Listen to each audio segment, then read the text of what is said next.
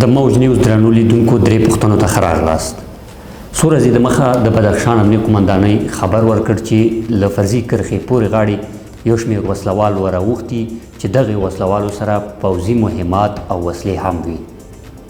د بدخشان امنیه قومندانۍ په دغه خبر کې چې څو ورځې دمخه یې خپور کړی و، دا هم ویلي و چې دې وسلوالو غوښتل په دې ولایت کې ځینې ورانکاره کړنې او فعالیتونه ترسره کړي.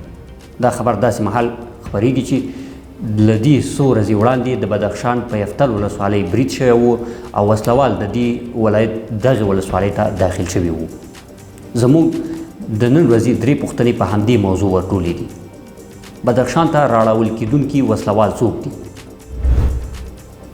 دوهمه پوښتنه مو دا ده چې دغه وسلوال د کومې موخې لپاره رااړول کېږي؟ او دریمه پوښتنه مو دا ده چې دغه وسلوال څوک رااړوي؟ دغه درې واړه پوښتنې مو د یوې مرکې په ترڅ کې د پوځي چارو له کارپوه جنرال کامران امان سره مطرح کړي دي. هیله ده د دغې پوښتنو ځوابونه تر پایه واورئ. زه عبدالله وصال یم. د واخان ولسوالۍ د ستراتیژیکي لحاظه یو پر اهمیته ولسوالۍ ده د افغانستان، بیا خصوصا د بدخشان د ولایت.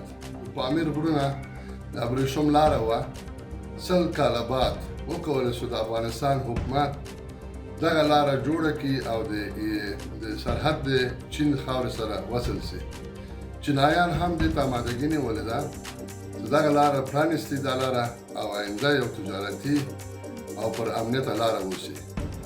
بدبختانه چې زموږ بعضې ګاونډیان خاصتا پاکستان استخباراتي سازمان د ISI جمع موساد جمع MI6 جمع امریکا CIA و یو تعداد آسیایي هېوادونه بدبختانه دې کې هم همغږي دي دې موضوع کې پاکستان سره د واخان لاره باید خلاصه نه شي او دا لاره تجارتي چین سره وصل نه شي. دا هم دښمني د افغانستان خلکو سره ده و هم د چین د معاصرې د اقتصادي په هکله هم دا موضوع ده. دوی کوشش کوي هغه نیابتي ډلې چې په چادر کې جېبوجې کړي دي او زموږ هغه افغانان چې اکثریت یې د جمهوریت په وخت کې دوی یا تنظیمي مسله خلک وو یا هم اربکیان وو و یا هم شعوري د شورای نظار یا د جمعیت د غړي پخواني خلک راټول شوي دي کې او د نوي ځوانانو نه استفاده کوي د ضعف د اقتصاد دوی نه او دوی غواړي دا منطقه د واخان یا د بدخشان مختلفې ولسوالۍ نه امن کړي. پاکستان دوی ته نیابتي ډول ته په چادر ولسوالۍ کې دوی ته کمپونه جوړ کړي دي او نه تنها چې دا د هغه اربکیانو کم جدا ده او ډېر شاته غټترین کم هم د نورو د بینالمللي تورستانو ته هم ځای ورکول شوی ده.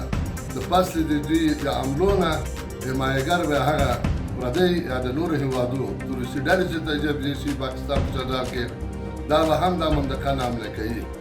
ګوري کلونه کېږي چې پاکستان غواړي چې واخان دوی ونیسي، امریکا غواړي چې واخان کې یو نظامي اډه ولري د چین په ضد د روسیې په ضد. اما دا ارمان به دوی ګورته ویسي.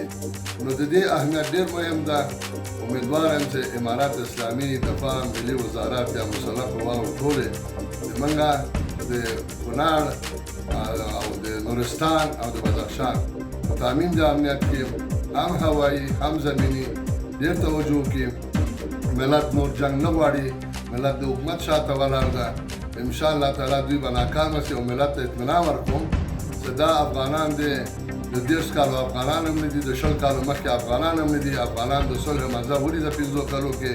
نور جګړه په افغانستان کې څوک نه غواړي او نه غواړي چې مورګانې بوري سي او ښځې کونډې سي او ماشومان یتیمان سي، خپل ماسیان کړوسیان یتیمان په کورو کې ولري. هېڅ پلار به خپل اولاد جنګ ته پرېنږدي چې افغانستان څوک نه امنه کړي او هلته بیا داخلي جګړو ته لاس ووهي. زه امیدوار یم چې انشاءالله دا پروژه یا دغه د پاکستان کوم پلان چې مشترکاً د امریکا او د اسرائیلو او د انګلیس سره نیولې ده او د خپل د نورو مزدورانو په منطقه کې دوی به بیا هم څنګه چې 20 کاله کې ناکامه وختل دې پروژه کې به هم دوی ناکامه شي انشاءالله تعالی.